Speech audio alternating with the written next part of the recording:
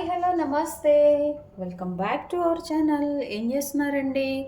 ఈరోజైతే నేను చక్కగా మన గుంటూరు స్టైల్లో గుత్తి వంకాయ అండి ప్రిపేర్ చేశాను. టేస్ట్ అదిరిపోయింది. ఇంకా ప్రిపేర్ చేసుకుందాం, ఆలస్యం ఎందుకు, వచ్చేసేయండి. మనము గుంటూరు గుత్తి వంకాయ చేస్తున్నామండి. దానికోసం ఏంటంటే కొంచెం కొబ్బరి తీసుకున్నాను అండి. ఫస్ట్ చూడండి, కొంచెం ఒక 2 టేబుల్ స్పూన్స్ అట్లా కట్ చేసుకున్న కొబ్బరి, అలాగే ఒక 2 టేబుల్ స్పూన్స్ మనం వేయించుకున్న పల్లీలండి,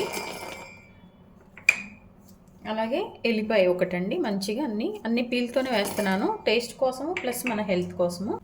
అలాగే ఒక 2 టేబుల్ స్పూన్స్ లేదా మీరు ఎంత కారం తింటారో అంతండి, 1.5 కానీ 2 టేబుల్ స్పూన్స్ కానీ మన రెడ్ చిల్లీ పౌడర్ అనమాట. ఇది మనకు తెలుసు కదండి, 1.5 సరిపోతుందండి. అలాగే మన రుచికి సరిపడినంత ఉప్పు, ఒక 1/2 టేబుల్ స్పూన్ పసుపు కూడా వేసేసుకున్నాం. అలాగే కొంచెం కొత్తిమీర కూడా వేసుకుంటున్నామండి. దీని అంతటిని కూడా ఒక ఫైన్ పౌడర్ లాగా మనం ఇప్పుడు చేసుకోవాలన్నమాట. ఇదిగోండి, చక్కగా ఇట్లా మనము దీన్ని మనం మిక్సీ వేసుకున్నామండి. ఇదంతా కొంచెం ముద్దగా వచ్చింది, అందుకే నేను వాటర్ వేయొద్దన్నాను. ఎందుకంటే ఇందులో మనం పల్లీలు వేసాము, ఎల్లిపాయలు వేసాము, అలాగే కొబ్బరి కూడా వేసాం కాబట్టి అందులో ఉన్న కొంచెం ఆయిల్ అంతా కూడా దీనికి పట్టేసి మనకి ఇట్లా ముద్దలాగా వచ్చేసింది అనమాట. యాక్చువల్లీ ఇట్లా ఉంటేనే మంచిగా ఉంటుందండి, మన వంకాయ కూడా పట్టి మసాలా టేస్ట్ బాగుంటుంది అనమాట. దీన్ని కాసేపు పక్కన పెట్టేసుకుందాం. ఇప్పుడు వంకాయలు ఎలా కట్ చేసుకోవాలి, ఎలా ఫ్రై చేసుకోవాలనేది చూద్దాం.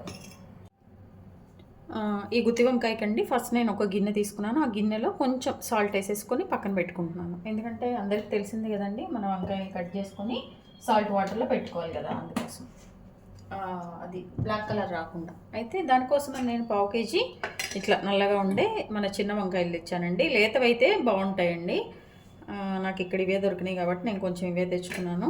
వీటిని ఏంటంటే మనము ఇట్లా 4 ముక్కలుగా కానీ 4 పీసెస్ కానీ లేకపోతే ఒక 6 పీసెస్ కానీ మనం ఇట్లా మంచిగా కట్ చేసుకొని ఈ వాటర్లో వేసేసుకోవాలన్నమాట. ఇట్లా మిగిలిన అన్నీ కూడా మనం కట్ చేసుకొని దీనిలో వేసేసుకోవాలి. ఇదిగోండి, ఇట్లా మనము ఒక గిన్నెలో ఇట్లా పెట్టేసుకున్నాను అనమాట. ఇట్లా గిన్నెలో ఉంచేసుకున్నాను. ఇప్పుడు మనము స్టవ్ ఆన్ చేసుకొని తర్వాత ప్రాసెస్. ఇదిగోండి, స్టవ్ ఆన్ చేసుకొని బాండి పెట్టేసుకున్నాం కదండి. ఈ బాండి కొంచెం హీట్ అయ్యే వరకు వెయిట్ చేద్దాము. ఇందులో మనం ఆయిల్ వేసుకోవాలి. కొంచెం మన వంకాయలు మంచిగా ఫ్రై అయ్యే విధంగా ఆయిల్ మనం వేసుకోవాలండి. మన ఆయిల్లో కుక్ అవుతేనే మన కర్రీ టేస్ట్ బాగుంటుందండి, లేకపోతే బాగుండదు. అందుకోసం అని చెప్పేసి కొంచెం ఆయిల్ అనమాట. ఈ ఆయిల్ కొంచెం హీట్ అయిన తర్వాత మనము మీడియం ఫ్లేమ్లో పెట్టేసుకొని మనము వంకాయలు వేసుకోవాలన్నమాట. చూడండి, మన ఆయిల్ మంచిగా హీట్ అయిపోయిందండి. ఇప్పుడు మనము ముందుగా వాటర్లో పెట్టుకున్నాం కదా, ఈ వంకాయలు కొంచెం వాటర్ అన్నీ కూడా పిండేసుకున్నాయండి, ఇందులో వేసేసుకోవాలి. ఇప్పుడు మీడియం ఫ్లేమ్లో పెట్టేసుకోండి. చక్కగా ఇవి మాడకుండా అండి మనము వీటిని మంచిగా నూనెలో వేయించేసుకోవాలన్నమాట. వేయించడం అంటే డ్రైగా కాదండి, మంచిగా మన గుత్తి వంకాయకి ఎలానో అలా అనమాట. దీన్ని మూత పెట్టుకుంటూ మిడిల్లో మూత తీస్తూ చక్కగా దీన్ని ఒక 15 నిమిషాలు పడతాయండి. ఈ వంకాయలన్నీ కూడా మంచిగా మనకి కుక్ అవ్వటానికి టైము. సో వీటిని మాడకుండా మధ్యలో మనం కలుపుకుంటూ మూత పెట్టుకొని మధ్యలో కలిపేసుకుంటూ మనం వీటిని కుక్ చేయాలన్నమాట. ఇవ్వండి, ఇట్లా మూత పెట్టేసుకుంటాం. కంపల్సరీగా 15 మినిట్స్ అయితే పడుతుందండి వంకాయలు మంచిగా ఆయిల్లో ఫ్రై అవ్వటానికి. ఇట్లా మిడిల్లో మనము కలుపుకుంటూ ఉండాలన్నమాట. అవి ఒకే వైపు ఇట్లా మాడకుండా మంచిగా రావాలంటే మనం మిడిల్లో ఒకసారి వీటిని కలుపుకుంటూ ఒక 15 మినిట్స్ వరకు మనం వీటిని ఈ ఆయిల్లో వేయించేసుకోవాలి. ఇదిగోండి, ఒకసారి చెక్ చేసుకోండి మంచిగా అవి వేగినాయా లేదని. వేగినాయండి. ఇదిగోండి, ఇట్లా ఒక ప్లేట్లో తీసేసుకున్నాం మనము. ఈ వంకాయలు అన్నిటిని కూడా కొంచెం చల్లారే వరకు మనం వెయిట్ చేద్దాము.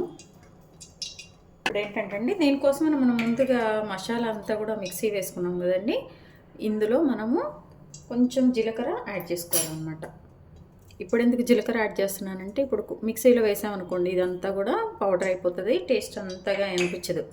ఇట్లా డైరెక్ట్గా కలిపామనుకోండి, ఇప్పుడు మనం తినేటప్పుడు మన పంటి కింద మంచిగా ఆ ఫ్లేవర్ అనేది మనకు బాగా తగులుతుంది అనమాట, తెలిసిపోతుంది. అందుకోసం అని చెప్పేసి ఇట్లా ఒక టేబుల్ స్పూన్ ఇందులో వేసేసి మంచిగా మిక్స్ చేసుకోవాలన్నమాట.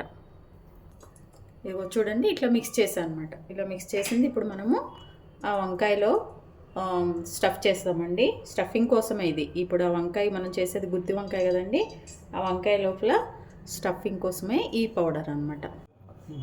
ఈ వంకాయ కొంచెం చల్లగా అయిన తర్వాత మనము ఈ స్టఫ్ని ఇందులో పెట్టేసుకోవాలండి. అసలు ఈ గుత్తి వంకాయ గుంటూరు గుత్తి వంకాయ అండి, టేస్ట్ మామూలుగా ఉండదు. అసలు మన ముద్దపప్పుతో కానీ దేనితోనండి చాలా బాగుంటుంది. అలాగే ఒకసారి చేసి పెట్టుకుంటే కూడా ఇది మనకు ఒక 2-3 రోజుల వరకు స్టోర్ అవుతుందండి, ఇబ్బంది ఏమి ఉండదు. స్మెల్ రావడం కానీ అట్లా ఏమి ఉండదు అనమాట, బాగుంటుంది. ఎందుకంటే ఫుల్ ఆయిల్లోనే చేసేసాం కదా ఫ్రై అంతా, మళ్ళీ ఇప్పుడు చేస్తాం కాబట్టి ఇబ్బంది అనేది. ఇట్లా మంచిగా దీన్ని స్టఫింగ్ చేసుకోవాలన్నమాట. అన్ని వంకాయలకి మనము అలానే చేసుకోవాలి. ఈ పౌడర్ అండి ఎప్పుడైనా ఇట్లా మనము స్టఫింగ్ కోసం చేసుకున్నప్పుడు కొంచెం ఎక్కువగా పెట్టుకుంటే బాగుంటుందండి. అది కూడా మనము ఆయిల్లో వేసుకున్నాం అనుకోండి, రైస్తో పాటు తినేటప్పుడు చాలా బాగుంటుంది అనమాట. ఏ కూర లేనప్పుడు మనం ఇలా చేసుకొని ఈ పౌడర్ కొంచెం ఎక్కువ పెట్టుకొని దీంతో పాటు వేసుకున్నాం అనుకోండి, ఇంకా అదే సరిపోతుంది మనకి హాయిగా. ఇది ఇట్లా మంచిగా పెట్టేసి ఇట్లా క్లోజ్ చేసేయాలి. అట్లనే అన్నిటికీ పెట్టేసుకోవాలి. చాలా ఈజీ కూడా అండి, మనకి ఈజీగా వంకాయలు దొరుకుతాయి కాబట్టి మనం చాలా ఈజీగా కూడా ఇది ప్రిపేర్ చేసుకోవచ్చు అన్నమాట. మంచిగా వంకాయ స్టఫ్ చేసేసి లోపలంతా స్టఫింగ్ మంచిగా పెట్టుకుంటే మనం తినేటప్పుడు ఈ వంకాయ ఒక్కొక్క 4 పీసెస్ చేసాం కదండి, ఆ పీసెస్తో ఆ రైస్లో పెట్టుకొని తింటుంటే ఉంటుందండి అమోఘం అసలు. ఓన్లీ ఫుల్ అయిపోయింది చూసారా, చక్కగా అన్నీ కూడా నేను స్టఫింగ్ చేసేసాను. ఇప్పుడు ఏంటంటే ఆల్రెడీ మన బాండీలో కొంచెం ఆయిల్ ఉంది కదండి, ఆయిల్లో ఇది వేసేద్దాం. ఇదిగోండి నాకు ఇంకా కొంచెం ఒక 2 టేబుల్ స్పూన్స్ ఇట్లా మిగిలిపోయింది అనమాట. నేను ఇట్లా మిగిల్చుకోవటం కావాలని నేను కొంచెం ఎక్స్ట్రా పౌడర్స్ ఇట్లా చేసుకుంటా అండి నేను. ఎందుకంటే ఇది రైస్లో కలుపుకొని తినేటప్పుడు చాలా టేస్ట్ ఉంటుందండి. అందుకోసం అని చెప్పేసి మీరు కూడా కొంచెం ఎక్కువగా ఇట్లా చేసుకోండి, బాగుంటుంది అనమాట. నాకు ఇది మిగిలిపోయింది 2 టేబుల్ స్పూన్స్. ఇదిగోండి ఇప్పుడు ఏంటంటే అండి, మన ఆయిల్ ఉంది కదా దాన్నే మళ్ళీ స్టవ్ ఆన్ చేశాను. ఆయిల్ కనుక హీట్గా ఉంటే వేసేసుకోండి. కొంచెం ఒకసారి స్టవ్ ఆన్ చేసుకొని ఆయిల్లోనే ఇప్పుడు నేను ఏంటంటే మనం ఫస్ట్ మిగిలిపోయింది కదండి ఇది వేసేస్తున్నాను అనమాట. ఇది వేసేసుకొని ఒక్కసారి నేను మంచిగా దీన్ని కలిపేసుకుంటున్నాను. ఎందుకంటే ఈ కొబ్బరి ఇది మామూలుగా వేసాం కదండి, ఇందులో ఏదైనా పచ్చివాసన ఉంటే అది కొంచెం ఈ ఆయిల్లో ఫ్రై అయిపోయి టేస్ట్ బాగుంటుంది అనమాట, దానికోసం ఏం లేదు. చూడండి అబ్బా ఆ స్మెల్ మాత్రం అదిరిపోతుందండి మన గుత్తి వంకాయ. ఇప్పుడు ఇలా పెట్టుకున్న స్టఫింగ్ చేసుకున్న ఈ గుత్తి వంకాయని ఇందులో వేసేసుకోవాలి అన్నీ. దీనిలో కొంచెం మనము కొత్తిమీర వేసుకోవాలి. కొంచెం వంకాయలు మరీ చల్లగా కాకుండా కొంచెం వేడిగా ఉన్నప్పుడే మీరు స్టఫింగ్ పెట్టారనుకోండి, ఆ లోపల ఆ వంకాయ వేడికి కూడా ఈ కారం అంతా కూడా మంచిగా కుక్ అయిపోతుంది అనమాట. తినేటప్పుడు మనకి అసలు పచ్చి వాసన స్మెల్ అనేది రాదండి దీనికి. అలా రాకుండా పర్ఫెక్ట్గా అంటే కనుక మీరు కొంచెం వేడిగా ఉన్నప్పుడు ఈ స్టఫింగ్ వంకాయలో పెట్టేసేయాలన్నమాట. చూసారా, ఇదండి సన్నగా కట్ చేసుకున్న కొత్తిమీర వేసేసుకున్నాం అనుకో, ఇంకా మన రెసిపీ రెడీ అయిపోయింది అన్నమాట. తప్పకుండా అయితే ట్రై చేయండి. ట్రై చేశాక మీకు ఎలా వచ్చిందో కూడా నాకు చెప్పండి. మన కమెంట్ బాక్స్ ఉంటుంది కదండి, అక్కడ ఒకసారి మీరు మెసేజెస్ పెట్టేసేయండి ఎట్లా వచ్చింది మీకు అనేది. ఇది చూడండి ఇట్లా మనము కొత్తిమీర కొంచెం ఇలా కొంచెం వేసుకొని ఇంకొకసారి పైకి కిందకి అలా వేసేసి మన స్టవ్ ఆఫ్ చేయటమే. అయిపోయింది మన గుంటూరు గుత్తి వంకాయ. చూడటానికి ఎన్నీగా, తినటానికి టేస్టీగా రెడీ అయిపోయిందండి. చూసారండి మన గుంటూరు గుత్తి వంకాయ చాలా టేస్టీగా అండి. టేస్ట్ అయితే అదిరిపోయింది. ఇట్లా చాలా బాగా వచ్చిందండి. మీరు తప్పకుండా ట్రై చేయండి. ఇది దేనికైనా మన పప్పు ఏదైనా వండుకున్న దాంతో పాటు కానీ దేనికైనా బాగుంటుంది అనమాట. మీరు ఒకసారి చేస్తే మళ్ళీ మళ్ళీ చేసుకుంటారు. ఒకసారి ట్రై చేసి ఎలా వచ్చిందో కూడా మీరు కమెంట్ బాక్స్లో కమెంట్స్ చేయండి.